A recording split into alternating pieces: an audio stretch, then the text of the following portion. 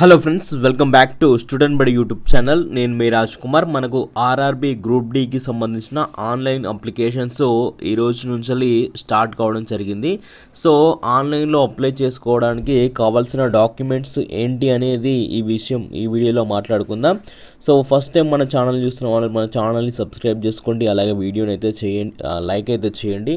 ఇక RRB online application website link ఇది నేను డిస్క్రిప్షన్లో ఇస్తాను. సైట్ అయితే ఈ విధంగా ఉంటుంది. సో ఇక్కడ అప్లై అని ఉంది కదా, సో మీరు ఆర్ఆర్బికి మొదటిసారిగా అప్లై చేసుకుంటే క్రియేట్ అయిన అకౌంట్ మీద క్లిక్ చేయండి. ఆల్రెడీ మీరు ఇంతకుముందు ఆర్ఆర్బి ఎన్టీపీసీ కానీ లోకో పైలట్ కానీ అలాగే ఇంకా వేరే ఏ ఉద్యోగాలు ఆర్ఆర్బీలో అప్లై చేసినా కానీ ఆల్రెడీ హ్యావ్ అయిన అకౌంట్ ఉంటే దానిపైన క్లిక్ చేసి మీరు లాగిన్ అయిపోండి. క్రియేట్ అయిన అకౌంట్ అని కరెక్ట్గానే మనకు ఈ విధంగా రావడం జరుగుతుంది. సో దీంట్లో నేషనాలిటీ అలాగే మనకు 10th క్లాస్ మెమో మీద కావాల్సిన సర్టిఫికేట్ మెయిన్గా చెప్పాలంటే first 10th class memo. So 10th class memo మీద ఏదైతే ఉంటుందో అదే విధంగా మీరు ఎంటర్ చేయాలి. సో ఇక్కడ మళ్ళీ రీఎంటర్ ఫుల్ నేము, అలాగే ఇప్పుడు నా పేరు చేంజ్ చేసిరని అడుగుతుంది అది, అలాగే date of birth, gender, father name, mother name, contact details, email address ఖచ్చితంగా కావాల్సి ఉంటుంది. అదేవిధంగా మొబైల్ నెంబర్ ఖచ్చితంగా అవసరం ఉంటుంది. అలాగే ఆధార్ వెరిఫికేషన్ అని చెప్పి ఉంటుంది, ఆధార్ కార్డ్ వెరిఫికేషన్ కూడా వేసుకోవాలి. ఇక్కడ గెట్ ఓటీపీ ద్వారా వేసుకోవాలి. ఇవన్నీ ఈమెయిల్ ఓటీపీ, జనరేట్ ఓటీపీ ఇవన్నీ వెరిఫై చేసుకొని ఐ డోంట్ హ్యావ్ ఆధార్ అని ఉంటే దానికి సంబంధించి కూడా మీకు లేకపోతే అది కూడా వేసుకోండి. ఆ తర్వాత పాస్వర్డ్ అయితే క్రియేట్ చేసుకోండి, అకౌంట్ క్రియేట్ చేసుకునేది. ఇది ఐఎమ్ నాట్ రోబోట్ అని చెప్పి ఇక్కడ ప్రివ్యూ అండ్ క్రియేట్ అయిన అకౌంట్ అయితే మీరు కొట్టుకోవాల్సి ఉంటుంది. లేదంటే అంతకుముందు ఆల్రెడీ అప్లై చేసుకుంటే లాగిన్ ఇక్కడ క్లిక్ చేసి మీ మొబైల్ నెంబర్ కానీ ఈమెయిల్ కానీ పాస్వర్డ్ పెట్టి ఐఎమ్ నాట్ రోబోట్ అని చెప్పి లాగిన్ అయితే కండి. సో లాగిన్ అయ్యి అప్లై అయితే చేసుకోవచ్చు. ఇక ముఖ్యంగా కావాల్సిన డాక్యుమెంట్స్ మనం చూసుకున్నట్టయితే సో ఖచ్చితంగా కావాల్సిందంటే ఎస్ఎస్సి మెమోలో ఉన్న డీటెయిల్స్ ఆధారంగానే మనము ఎంటర్ చేయవలసి అయితే ఉంటుంది.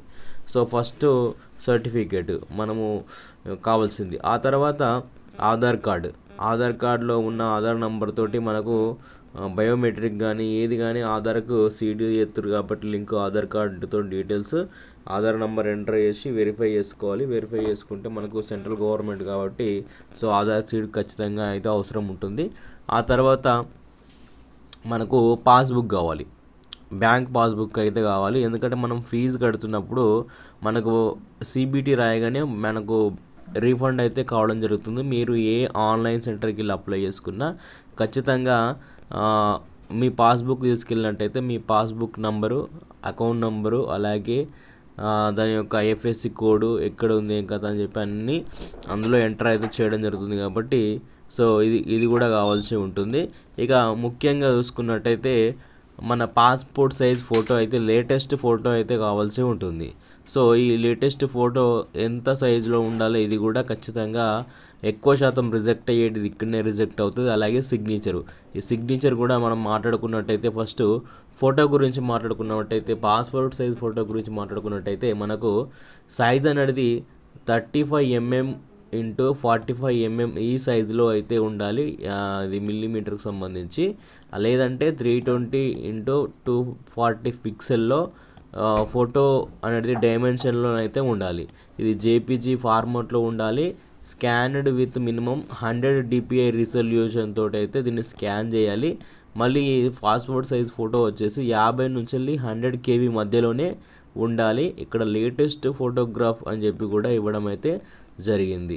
సో ఇది ఫోటోకు సంబంధించిన సైజు ఇట్లుంటేనే అది తీసుకుంటుంది. లేదంటే ఖచ్చితంగా మనకు అప్లికేషన్ చూసుకున్నప్పుడు రిజెక్షన్ అనే ఆప్షన్ కూడా రావడం జరుగుతుంది. ఇక సిగ్నేచర్కు సంబంధించి చూసుకున్నట్టయితే మీరు ఏదైనా వైట్ పేపర్ మీద బ్లాక్ పెన్ తోటి ఇంక్ తోటి సైన్ చేయాల్సి ఉంటుంది, బ్లాక్ ఇంక్ పెన్ తోటి. So not in black capital అంటే మీరు సైన్ చేయాలి, పెద్ద అక్షరాల్లో రాయొద్దు అని చెప్పి ఇవ్వడం జరిగింది. ఇక్కడ 100 dpi రిజల్యూషన్ తోటి స్కాన్ చేయాలి ఈ ఫోటోనైతే. దీని డైమెన్షన్ వచ్చేసి 50 mm x 20 mm ఉండాలి. లేదా విడ్త్ వచ్చేసి 140 పిక్సెల్, హైట్ వచ్చేసి 60 పిక్సెల్ ఉండేటట్టు చూసుకోవాలి. దీని సైజ్ వచ్చేసి 30 KB నుంచి 50 KB మధ్యలో అయితే ఈ సిగ్నేచర్ అనేది ఉండాలి. ఇక అలాగే ఇంకో డాక్యుమెంట్ మనకు చూసుకున్నట్టయితే ఎస్సీ ఎస్టీ వాళ్ళకు క్యాస్ట్ సర్టిఫికేట్ కూడా అడుగుతుంది. ఎందుకంటే ఫ్రీ ట్రావెల్కి సంబంధించి ట్రైన్లో ఫ్రీ ట్రావెల్ మీరు ఎగ్జామ్ రాసేటప్పుడు ఫ్రీ ట్రావెల్ కావాలనుకుంటే ఖచ్చితంగా మనము కేటగిరీ ఎస్సీ ఎస్టీ ఉన్న వాళ్ళు అదే మనము దాని రిజర్వేషన్ మీదనే మనం ఖచ్చితంగా పెడతాం కాబట్టి సో అందులో డీటెయిల్స్ కూడా ఎంటర్ ఇవ్వాల్సి ఉంటుంది. క్యాస్ట్ డీటెయిల్, క్యాస్ట్ సర్టిఫికేటు, అలాగే అది ఎప్పుడు మనకు ఆన్లైన్లో ఇచ్చారు, మనకు మండలం నుంచి ఇచ్చారా ఏదన్నది, అలాగే క్యాస్ట్ నెంబర్ ఉంటుంది, అవన్నీ ఎంటర్ చేయాల్సి ఉంటుంది. అలాగే క్యాస్ట్ సర్టిఫికేటు ఇది కూడా అప్లోడ్ చేయవలసి ఉంటుంది. ఇది ఒకటైతే అప్లోడ్ చేయాల్సి ఉంటుంది, మిగతా వాళ్ళకైతే ఏం అవసరం లేదు. దీనికి సంబంధించి ఇక్కడ SC ST certificate only candidate for requesting pre pass train travel in PDF format అని చెప్పి 500 KB అని చెప్పి ఇవ్వడం జరిగింది. సో 500 KB PDFలో అయితే అప్లోడ్ చేయాల్సి ఉంటుంది. సో ఇది మనకు RRB అప్లికేషన్స్ ఆన్లైన్లో అప్లై చేసేటప్పుడు కావాల్సిన డాక్యుమెంట్స్ అయితే ఇవి మెయిన్గా ఇవి ఖచ్చితంగా గుర్తుంచుకోండి. అలాగే ఇంకో మిస్టేక్ ఏంటంటే చేయకూడని మిస్టేక్ ఏంటంటే పోస్ట్ ప్రిఫరెన్స్. మీరు RRBలో పోస్టులు ఏ విధంగా సెలెక్ట్ చేసుకోవాలని చెప్పి పోస్ట్ వైజ్ ఏ విధంగా సెలెక్ట్ చేసుకోవాలి, ఫస్ట్ పోస్ట్ దేనికి ప్రిఫరెన్స్ ఇవ్వాలనేది ముఖ్యంగా గుర్తుపెట్టుకోండి.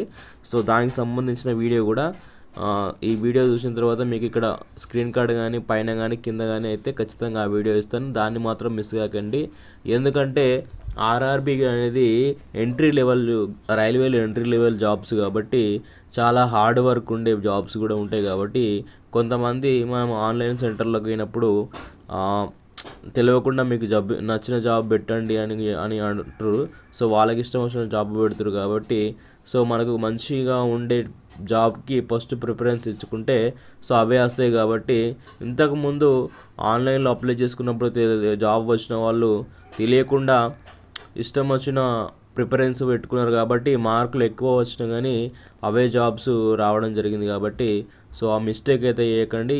ఇప్పుడైతే నేనైతే దానికి సంబంధించిన లింక్ అయితే వీడియో డిస్క్రిప్షన్లో లేదా ఐకార్డ్లో అయితే ఉంటుంది, ఒకసారి అయితే చూసుకోండి.